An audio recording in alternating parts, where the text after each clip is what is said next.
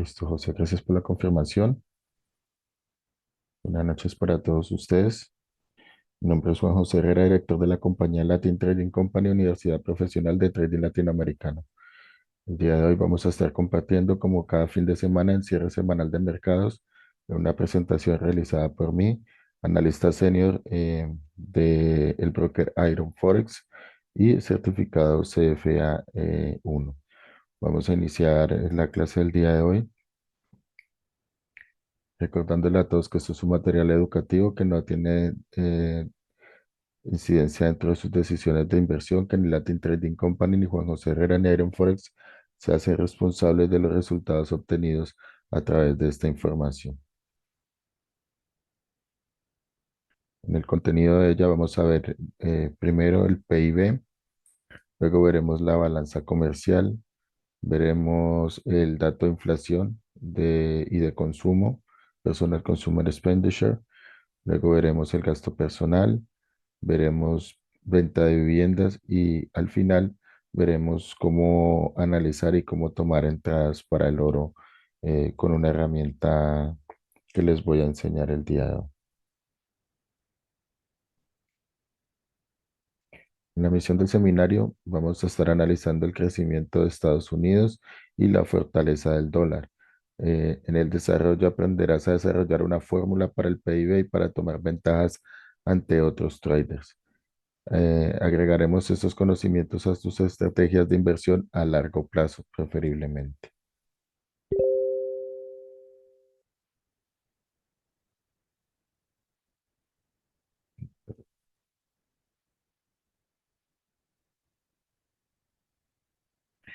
En resumen, analizaremos datos macroeconómicos del mercado americano, análisis de consumo, análisis del sector inmobiliario, análisis del oro.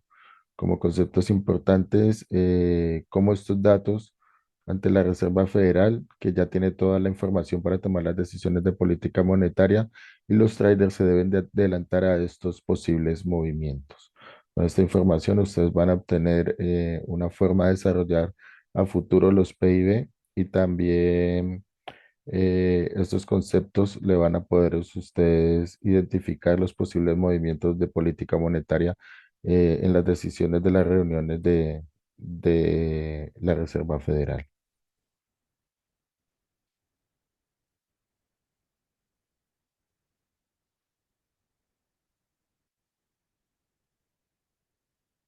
Vamos a iniciar con el dato importante que tuvimos esta semana, como es el dato del PIB. Este dato de PIB que tuvimos una expectativa sobre el 2,5%. Y el dato fue bastante fuerte. Fue un dato que cayó por debajo del 1,6%. Este dato que realmente es el efecto de las decisiones de los tipos de interés que tomó la Reserva Federal desde marzo del año pasado y en el cual hasta el día de hoy el mercado que seguía descontando unos recortes de tipos de interés, pues cada vez lo ve más lejanos a través de la creciente inflación que se ha visto. Por ende, la economía de los Estados Unidos se ha lastrado, se ha frenado, le ha colocado la rueda en la bicicleta a la Reserva Federal para evitar el crecimiento de la inflación. Ese es su mandato general y por el cual estamos viendo que estos son los efectos a los cuales una desaceleración de la economía americana se esperaba que fuera a través de un soft landing, es decir, de un aterrizaje suave, pero vemos que este avión no viene precisamente hacia el 0% aterrizando suavemente. Así que la problemática ahora no es desacelerar la economía, sino que tanto la has desacelerado para ver hasta dónde el ciclo económico podría estar cambiando hacia una recesión económica o hacia una estanflación.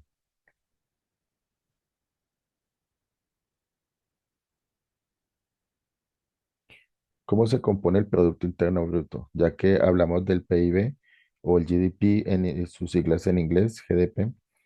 El Producto Interno Bruto tiene una fórmula que a la vez es simple, pero a la vez envuelve muchísimos otros indicadores detrás de ella. Tenemos la fórmula del PIB que es igual a C más I más G más X menos M. ¿Qué quiere decir esto?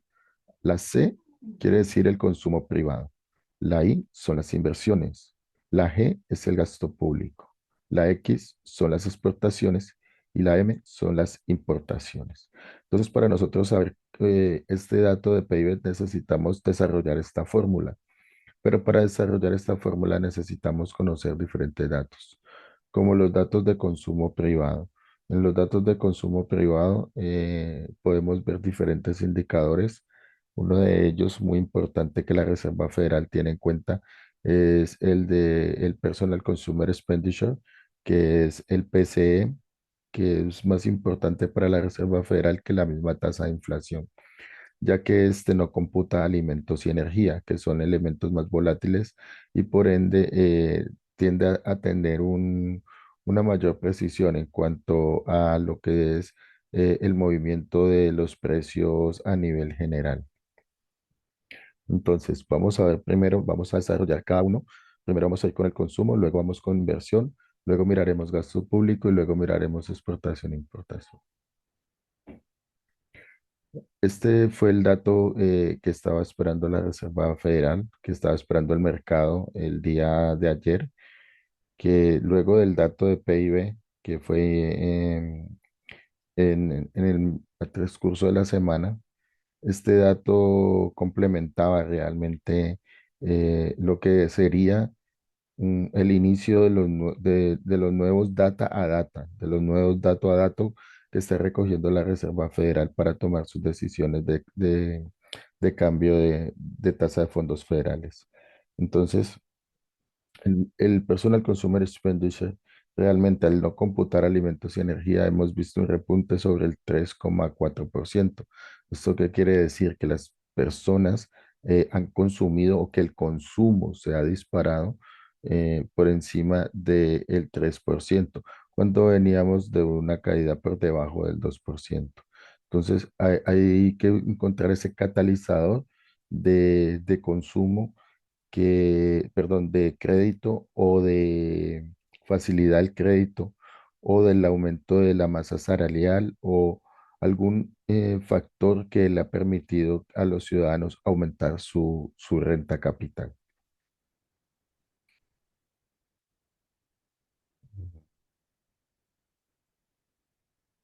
Siguiente dato importante a tener en cuenta a la hora de desarrollar el crecimiento o el gasto de las personas es que las personas cuando tienen dinero realmente gastan en bienes duraderos o en artículos de lujo, es decir, coches nuevos o principalmente cuando hay mucho dinero o pues que hay regularmente dinero en la economía, se ve la venta de viviendas nuevas.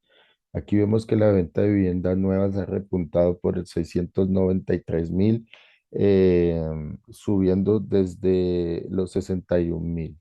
Entonces, vemos un repunte a la hora de la compra de viviendas nuevas, lo cual nos quiere nosotros decir que cuando un ciudadano el común y a pie tiene dinero para comprar una vivienda es porque tiene también dinero para consumos de bienes personales. Así que el aumento de este indicador nos refleja a nosotros un crecimiento de la renta capital duradera de, de los ciudadanos y cuando lo que estamos haciendo es frenar la economía y cuando la política monetaria es restrictiva, cuando las tasas de interés suben para que las personas no accedan a los créditos, cuando los créditos de tarjetas de crédito o créditos inmobiliarios o hipotecas suben, se supone que es para empobrecer de cierta manera a las personas o hacer que las personas tengan menos capacidad de poder adquisitivo y así los bienes pues no puedan subir de precio, porque a más personas ofertando, pues si una demanda no es constante, obviamente va a haber un aumento o un incremento de los precios y de la inflación en general. Hay otro indicador que contrarresta con lo que estamos viendo. Hemos visto crecimiento del PIB, perdón, caída del PIB, pero una caída que es hacia el 1,6%. Si bien es cierto que cualquier economía quisiera crecer sobre el 1,6%, ya que en Europa, dar un ejemplo, está sobre el 0%, 0,01%. Crecer el 1,6% para Europa sería un éxito. Pero para los Estados Unidos y para una economía que se supone que es la potencia líder del mundo y con otra economía emergente como China, con unas expectativas de crecimiento del 5%, estamos hablando que si tú creces un 1,6% y tu rival crece sobre un 4%, digámoslo que no logre la meta del 5%, que llegue a un 4%. Entonces estamos hablando que a 10 años tú habrías crecido un 16% y a 10 años tu rival económico habría crecido un 40%. Entonces ahí estamos viendo una diferencia muy importante a la hora de tener en cuenta lo del crecimiento económico y es cómo se sienten los ciudadanos a la hora de las expectativas para gastar dinero a futuro. Y hemos visto que aquí, para el mes de abril, hemos visto una expectativa que ha caído por debajo de los 70 puntos. Estamos hablando de los 77 puntos. Entonces, cuando tenemos una expectativa baja, o un sentimiento del consumidor que baja. Lo que estamos hablando es que si de pronto la economía puede que ahora estén gastando dinero, de pronto algún dinero de ahorro, algún dinero del crédito. Del ahorro ya no queda mucho de ese ahorro que quedó de pandemia, de cuando enviaban los cheques a las casas y no había cómo salir a gastarlo, pues ya queda muy poco de ese dinero. Pero los ciudadanos se resistían a tener esa calidad de vida por el cual echaron mano del crédito, el crédito por el cual la tasa de morosidad se ha disparado muy alta y con el aumento de las tasas de interés, pues las personas se piensan mucho más a la hora de adquirir créditos. Entonces, si la expectativa de la Reserva Federal es de mantener los tipos de interés altos, pues se va viendo reflejado en que las personas hacia el consumo empiecen a pensar en ahorrar más y en consumir menos. Bien, otro de los componentes del PIB es el lado de la inversión. Ahora vamos a ver en el lado de la inversión qué tan bueno invierte Estados Unidos. Bueno, por el lado de la Reserva Federal estamos viendo el balance de la Reserva Federal. ¿Por qué nosotros miramos el balance de la Reserva Federal como traders profesionales? Porque aquí es donde se está viendo reflejado de cierta manera un impulso monetario que le da la Reserva Federal a través de la compra de bonos corporativos, bonos que muchas veces ni siquiera tienen una buena calificación, conocidos como bonos basura, en el cual estas compañías se financian a través de estas ventanillas de crédito que sostienen a la economía o a las empresas que no tienen un buen hábito de balance en sus carteras y que por el contrario lo que estamos viendo es que la Reserva Federal ya no está comprando bonos corporativos, ya no está ayudando a estas compañías y con el aumento de las tasas de interés o del crédito, pues ahora estamos viendo que la facilidad crediticia para estas compañías poder conseguir liquidez, pues les cuesta muchísimo más y a futuro obviamente no van a ver reflejados eso en los beneficios corporativos.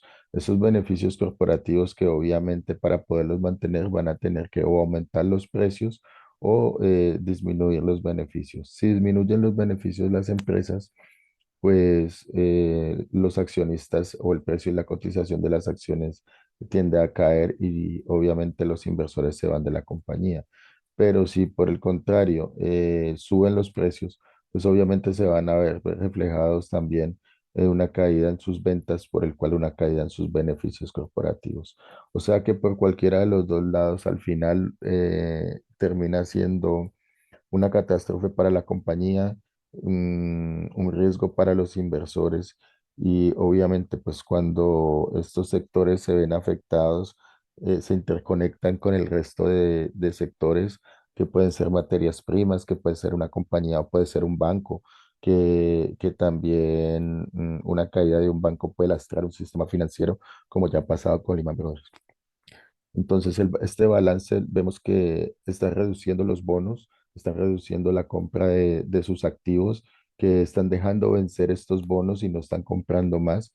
Si bien es cierto que es muchísimo la cantidad que han comprado, que hay una correlación del 83% entre el S&P 500 y el balance de la Reserva Federal. Así que es muy importante que tengan en cuenta este dato siempre que vean en las noticias macroeconómicas cuándo va a salir. Ahora vemos el gasto público. El gasto público de los Estados Unidos está alterado directamente no por su gasto público interno, sino por su gasto público externo. El Senado aprobó 95.000 millones de dólares en ayuda de la guerra, más de 88.000 millones de euros para la guerra entre Ucrania e Israel y la protección de Taiwán. Estamos hablando de 3 meses de retrasos y de debates polémicos que tenían sobre el papel de Estados Unidos entre demócratas y republicanos y que hoy se han visto liberados estos fondos, 95.000 millones de dólares que no son para construir un puente o no son para construir un oleoducto, no son para inversión, sino que simplemente es para comprar municiones, para comprar piezas mecánicas, drones, en fin, para conceptos de guerra. Eso es, no sé qué tan rentable sea una inversión de comprar munición, pero a futuro creo que esto se va a ver muy reflejado tanto en la deuda pública como en la inconformidad de los ciudadanos americanos de ver cómo ellos con sus impuestos terminan pagando al final unos déficits que tiene Estados Unidos en cuanto al manejo de sus finanzas. Y por otro lado, vemos que en 20% subieron los costes de los fletes marítimos y los seguros de viajes por mar tras los ataques hutitas en el Mar Negro.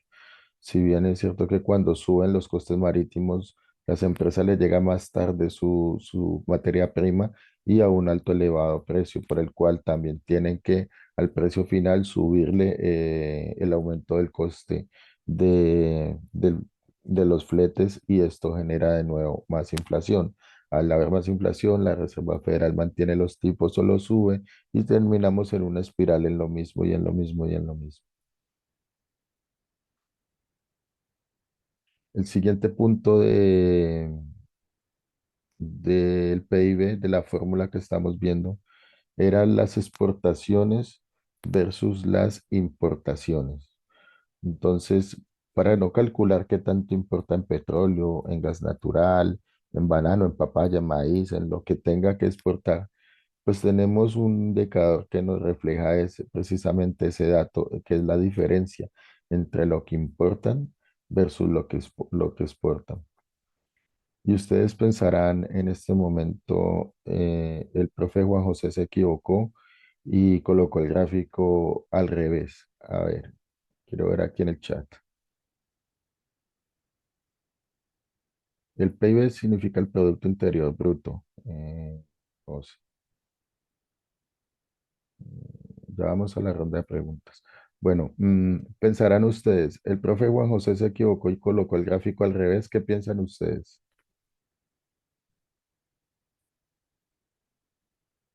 Pareciera que sí, pero realmente no es así. Realmente estamos hablando de que la diferencia entre las importaciones versus las exportaciones es de un menos 91, de 91.83 billones, no millones, billones de dólares. Es decir, ni siquiera el eje cero lo alcanzo a divisar en el gráfico. Estamos hablando que Estados Unidos, entre lo que importa versus lo que exporta, tiene un déficit de 91.83 billones. Entonces, aquí creo que el PIB siempre se ve afectado en esto que ahora que llega la presidencia de Donald Trump y ahora que llega de nuevo este gobierno expansionista y proteccionista, que es proteccionista, es decir, que protege colocar aranceles hacia los productos del exterior, pero protege sus empresas y su mercado interior, pueda que se regule un poco más la balanza comercial. Pero hasta el momento que vemos un libre comercio donde casi China exporta una cantidad increíble de productos, y si tenemos una guerra comercial entre China y le compran, pues al final termina pasando estos desbalances de comercio exterior eh, de política exterior. Datos claves esta semana. Vamos a ver algunos datos claves esta semana. Tendremos para el día lunes la inflación de Alemania. Para el día martes tendremos PIB de Alemania también. Principalmente lo que vamos a tener esta semana va a ser enfocado en el euro. Acabamos de pasar una semana enfocada en lo que fue Estados Unidos, y ahora venimos hacia la siguiente semana a enfocarnos en lo que va a ser Europa. Entonces, uno de los datos claves va a ser inflación de Alemania, PIB de Alemania. ¿Por qué de Alemania? Porque todo lo que pasa en Alemania es como el eje central del euro. Entonces, si tenemos inflación de Alemania, tenemos que suben la prima de riesgo o los bonos alemanes. Si suben los bonos alemanes, pues pasa lo mismo que en el S&P 500 y el oro. Por un ejemplo, por decirlo, que cuando se cae la bolsa, los inversores tienen miedo, se van al oro. Pues cuando los inversores europeos también le pasa, a los asiáticos le pasan con el Nikkei, o aquí le pasa a los españoles con el IBEX, o le pasa a los americanos con el S&P 500. Cuando caen sus empresas, pues buscan refugio en otros activos. Entonces, enfocados que para la siguiente semana van a ser las decisiones del euro. Para el día miércoles sí tenemos ADP y tenemos PMI de los Estados Unidos. Los pedidos manufactureros, importante para ver a futuro el crecimiento de las empresas que tanto están pidiendo en stock. Para el día jueves tendremos el PMI otra vez de Alemania. Importante ver cuál es la expectativa de los empresarios en Alemania. Y para el día viernes tendremos la tasa de desempleo y las nóminas no agrícolas de los Estados Unidos. Entonces tendremos datos de empleo miércoles y viernes de Estados Unidos, y lunes, martes y jueves tendremos datos de Alemania para movimientos del euro. Bien, y como les prometí para que se quedaran hasta el final de la clase, vamos a ver una herramienta importante a la hora de operar el oro. Uno de los factores importantes a la hora de operar oro es que primero a muchos de los traders les encanta operar oro, pero no conocen sí el mercado en general. Si bien vemos cuando tenemos un par de Estados Unidos contra euro contra dólar, pues sabemos que hay noticias que afectan del euro, noticias que afectan del oro, del dólar. Pero cuando tenemos el oro, pues tenemos es realmente aquí prácticamente un activo solo, no una moneda contra otra moneda. Entonces, los factores que afectan directamente al oro, uno de ellos es la volatilidad y el miedo de los inversores. ¿Por qué? Porque al final el oro no tiene ninguna utilidad en general más que la conducción eléctrica y otros usos estéticos en general, pero em, para el ser humano el oro es un factor que te protege del riesgo, que es dinero en cualquier país del mundo, y que de por sí lo tenemos asociado hacia el miedo. Y el miedo tenemos un índice que no es un índice de miedo, es un índice de volatilidad asociado hacia el S&P 500 únicamente. Entonces, para operar oro tenemos una correlación directa entre el miedo y el oro. Y tenemos una correlación negativa entre el miedo y la inversión en las acciones. Entonces, el índice del VIX esta semana tuvo un movimiento alcista bastante importante. Perdón, la semana pasada, y esta semana empezó a caer la volatilidad. Por el cual, cuando empieza a caer la volatilidad, ¿por qué se da esta volatilidad? Primero por las tensiones geopolíticas, que Irán atacó a Israel, que Israel contestaba a Irán, que luego había una posibilidad de ataques del Líbano. Ahora Bielorrusia también está pidiendo que se está viendo atacada por Lituania. En general, una escalada de tensión en el Medio Oriente entre diferentes países que no estaban en guerra, como Rusia y Ucrania, que ahorita ya son otros factores que están llevando a estas tensiones, pero unas tensiones geopolíticas de una guerra avisada. Cuando yo estoy en guerra, yo no le voy a avisar 48 horas a mi enemigo que lo voy a atacar y tampoco le voy a pedir permiso a el vecino que porque tiene una casa más grande que de pronto le pueda hacer ruido. Entonces, prácticamente vimos a un Israel pidiendo permiso a Estados Unidos, vimos a un Irán pidiendo permiso a Rusia y vimos Rusia y Estados Unidos que no quieren y no les conviene en estos momentos una escalada de guerra en ningún territorio del mundo. A Estados Unidos porque no tiene dinero para estar solventando guerras en todo el mundo y a Rusia porque tiene todos sus militares y sus tanques ocupados ya en una guerra. Entonces, esto se empieza a ver como una guerra títere, se empieza a ver como algo muy ficticio para los inversores. No vimos una escalada de tensión importante aún. Y por eso el precio del VIX empezó a retroceder, con el cual tomamos las posiciones que les advertí en el grupo de las salas operativas que tuvimos en vivo esta semana, en el precio del oro y el precio del Bitcoin. Porque el Bitcoin es tomado prácticamente ahora por los nuevos inversores como un activo refugio similar a cómo se comporta el oro.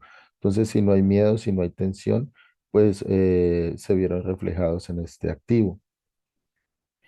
Ahora vamos a ver qué es el VIX en general. Es el índice de volatilidad en tiempo real creado por el Chicago Board Option Exchange.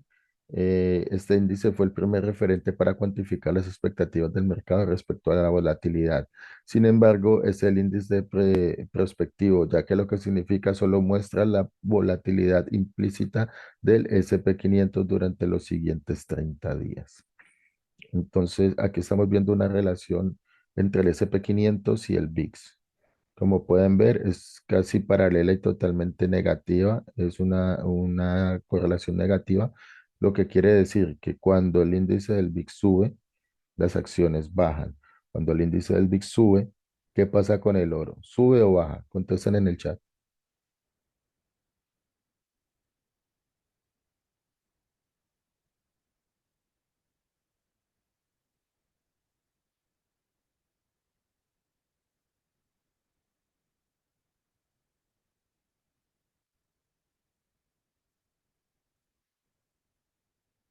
Cuando el índice de volatilidad sube, ¿el oro sube o baja?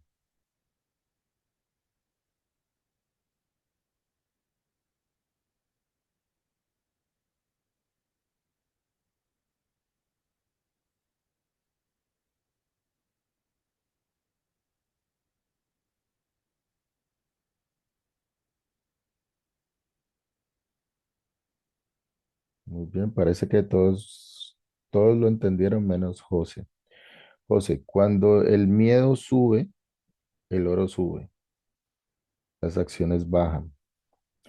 Cuando las acciones bajan, si son acciones americanas, el precio de su divisa también baja.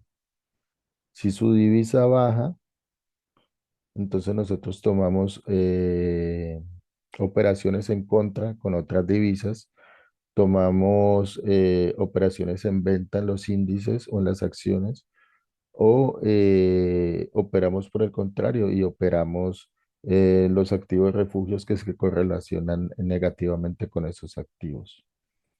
Entonces es importante la fórmula que vimos esta semana de la paridad. Estudiaron el video del PPP. La fórmula PPP, la paridad del del poder de compra, del poder adquisitivo de las divisas y cómo no se pueden descorrelacionar mucho unas de las otras, porque si no, entonces, si yo compro con $1 una camisa en Estados Unidos y en Japón compro cinco, pues me voy a comprarlas a Estados Unidos y me sale mucho, me voy a comprarlas a Japón y me salen mucho mejor. Estuve revisando el Bitcoin y cuando hubo incertidumbre con el ataque de Irán, el Bitcoin bajó y el oro subió. Sí, porque también hay manipulación institucional. Es decir, si hay un ataque con Irán y yo sé que todos los traders se van a meter en compra en el oro, pues simplemente inicio el impulso alcista y cuando todos se atrapan en el impulso, retrocedo con mis posiciones, los liquido a todos y luego libero el precio para que ahora sí el precio suba por el ataque de Irán.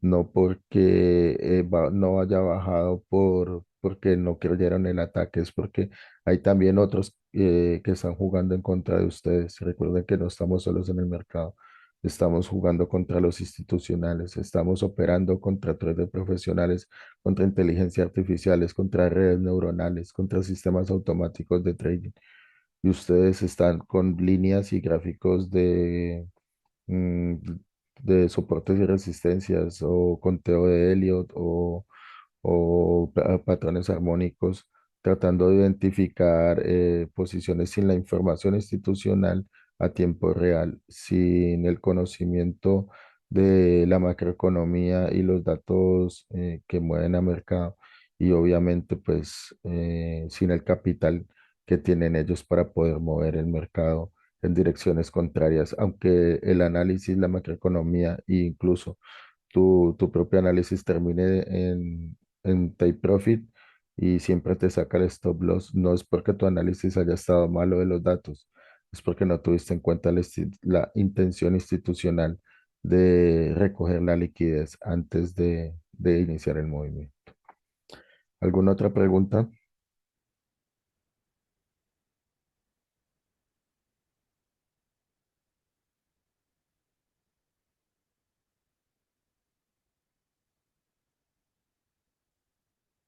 Claro, mira, lo notas aquí por un ejemplo, mira.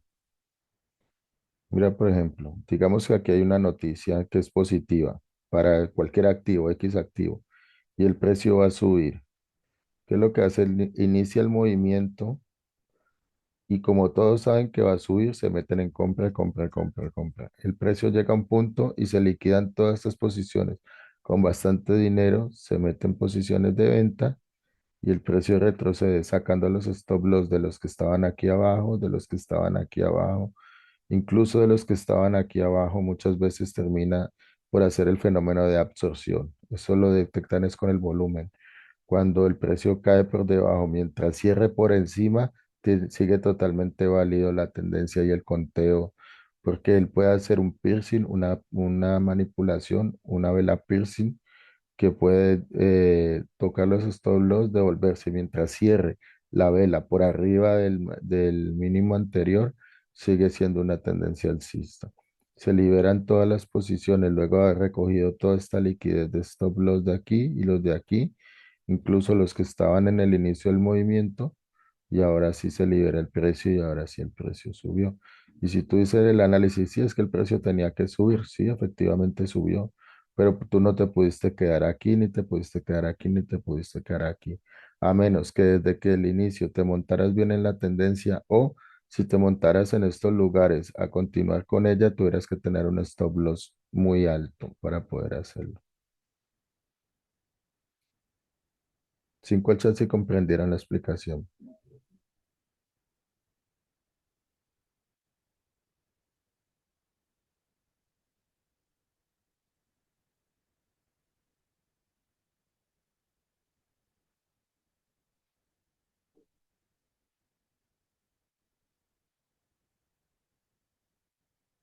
En la venta pasa lo mismo.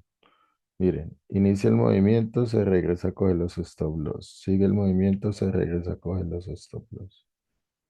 Mm, Se regresa. Aquí no los ven tan claros, pero en los movimientos de mercado son más similares a esto. Por eso se ven los armónicos, los dos puntos de los armónicos, porque son retesteos de contrato. Bueno, chicos, terminamos la clase del día de hoy. Eh, vemos aquí el gráfico del oro y vemos los retrocesos, cómo ha empezado a retroceder y de lo que hablamos precisamente la vela piercing, la perforación y luego vemos que la vela cierra por encima. Continuación a recoger otra vez los stop loss que quedan por arriba antes del siguiente movimiento y como era venta así, era venta, te metes en venta, pero igual vuelven a recoger los stop loss para dar el movimiento. Sí que importante que la tendencia es bajista, pero saber ubicarse es lo difícil en esas posiciones. Gracias a todos por su asistencia. Si tienen alguna pregunta, pueden ponerse en contacto con nosotros. Les recuerdo a todos, por favor, se los suplico, dejar los comentarios en el canal de YouTube por cada clase que vean. Hay 142 clases en el canal, así que que me dejen un comentario, que me ayuden a compartir y que me ayuden a viralizar este proyecto tan grande que es LTC para que podamos llegar a muchos traders y llevarlos con información real para que puedan obtener su libertad financiera. Muchas gracias para todos ustedes y nos vemos en la siguiente oportunidad. Familia LTC, go.